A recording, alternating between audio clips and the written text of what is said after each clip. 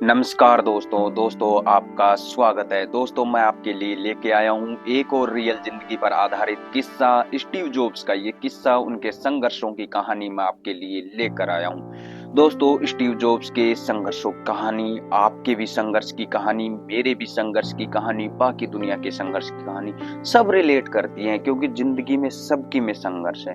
दोस्तों Steve jobs का संघर्ष उनके जन्म से पहले ही शुरू हो गया था। ये थोड़ा अलग किस्सा है। स्टीव जॉब्स का ये किस्सा स्टैनफोर्ड यूनिवर्सिटी में दिए गए उनके ऐतिहासिक भाषण पर आधारित है। उन्होंने 3 किस्से सुनाए थे, जिसका ये पहला किस्सा मैं आपके लिए लेकर आया हूँ। बाकी 2 किस्से भी लेकर आऊंगा। आप हमारे चैनल को सब्सक्राइब कर लीजिए। दोस्तों स्टीव जॉब्स की माँ एक अविवाहित थी। दोस्तों अमेरिका और यूरोप में जो गर्लफ्रेंड बॉयफ्रेंड का कल्चर है, उसी के तहत स्टीव जॉब्स पैदा हुए थे। स्टीव जॉब्स के पिता ने उनकी माँ को प्रेग्नेंट करके छोड़ दिया था, शादी नहीं की थी। स्टीव जॉब्स की माँ एक कॉलेज की छात्रा थी, और कॉलेज की छात्रा होने के कारण वो सोचती थी कि मैं भी मेरे बच्चे को कॉलेज में पढ़ाऊंगी।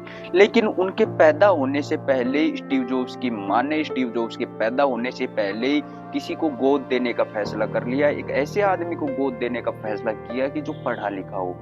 तो तलाश शुरू हुई तो एक वकील दंपति ने स्टीव जॉब्स को गोद लेने का निश्चय किया। तब वो पैदा नहीं हुए थे, बच्चे को गोद लेने का निश्चय किया। लेकिन शर्त ये थी कि बेटी होगी तभी हम गोद लेंगे, बेटा होगा तब हम गोद नहीं लेंगे। जब जन्म हुआ तो स्टीव जॉब्स एक लड़का थे, तो दंपति ने मना कर दिया।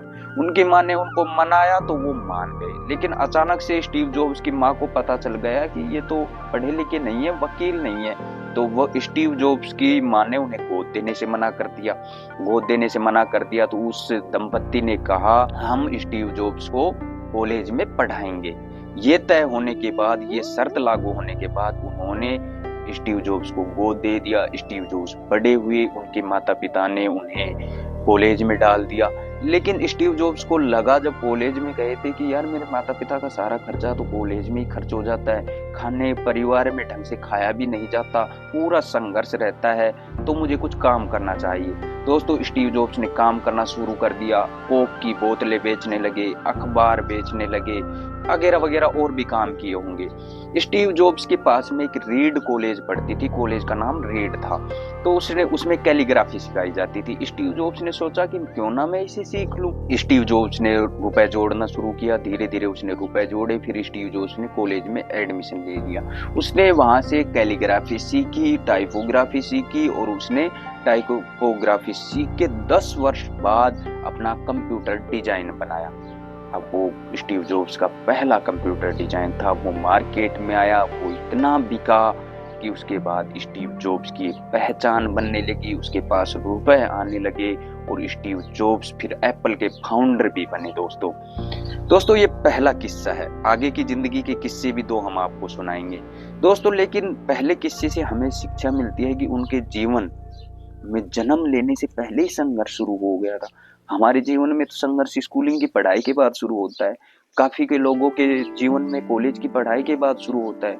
काफी लोगों के जीवन में जब प्रिपरेशन कर लेते हैं, तैयारी कर लेते हैं, जॉब नहीं लगती, तब संघर्ष शुरू होता है। काफी लोगों का बिजनेस सही से नहीं चल पाता, तब संघर्ष होता है। पॉलिटिशियन फेल होते हैं, तब संघर्ष होता है। यानी संघर्ष तो है। किसी के पास रुपए है तो इसका मतलब ये नहीं है कि संघर्ष नहीं है जिंदगी में। आप मुझे ही देख लो, मेरी जिंदगी में भी संघर्ष है। आज मैं अपनी लाइफ के सबसे डाउनफॉल पे हूँ। एक ऐसा स्टूडेंट जो क्लास में मिडिल हुआ करता था, पढ़ाई में एवरेज हुआ करता था, लेकिन कॉन्फिडेंस उसका हमेशा फुल रहा।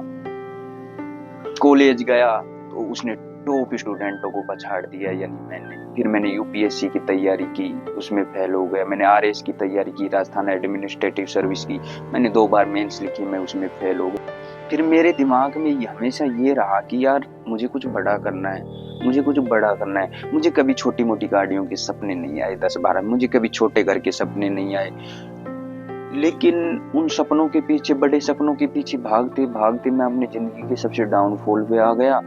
लेकिन कॉन्फिडेंस आज भी, कुछ तो करना है, कुछ तो करना है, कुछ तो करेंगे। जिंदगी में पलटाव जरूर आएगा।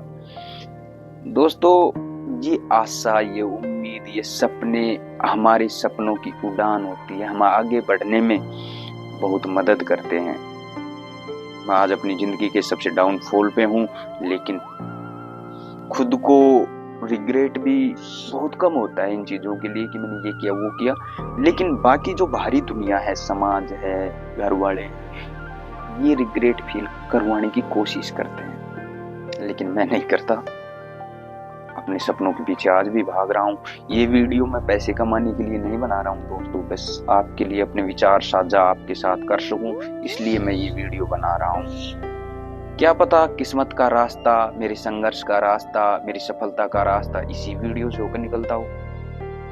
क्या पता क्या होना है जिंदगी में, डेस्टिनी फिक्स है दोस्त, कुछ भी आपके हाथ में नहीं है। जो होना है वो होकर रहेगा, लेकिन कर्म इम्पोर्टेंट है। कर्म ही सब कुछ है दोस्तों। आपकी सफलता का राज आपके कर्म है। जैसे ही स्टीव जॉब्स अगर रेड कॉलेज नहीं जाता, उसके मन में नहीं आता, वो कैलीग्राफी नहीं सीखता, टाइपोग्राफी नहीं सीखता, पहला कंप्यूटर डिजाइन नहीं करता, तो उसकी सफलता के रास्ते नहीं खुलते। ये उसके कर्म थे। उन्होंने खुद को पीछे हटना नहीं चुना, उसने हमेशा आगे बढ़ना चुना। आज एप्पल कंपनी दुनिया की सबसे बड़ी कंपनी है। आपके फोन में भी, आपके पास भी एप्पल का फोन होगा, आपके पड़ोसियों के पास होगा, आपके दोस्तों के पास होगा। आज एप्पल कंपनी को इतना बड़ा बनाकर चले गए, अपना नाम छोड़ के चले गए। दोस्तों आप भी कुछ करिए, हम भी कुछ करेंगे। आप भी कुछ करिए, हम भी कुछ करेंगे। संघर्षों से तो लड़ना है और जीतना भी है। दोस्तों आगे भी ऐसी वीडियो के लिए हमारे चैनल को सब्सक्राइब कर ले, वीडियो को लाइक एंड शेयर कर ले। धन्यवाद दोस्तों।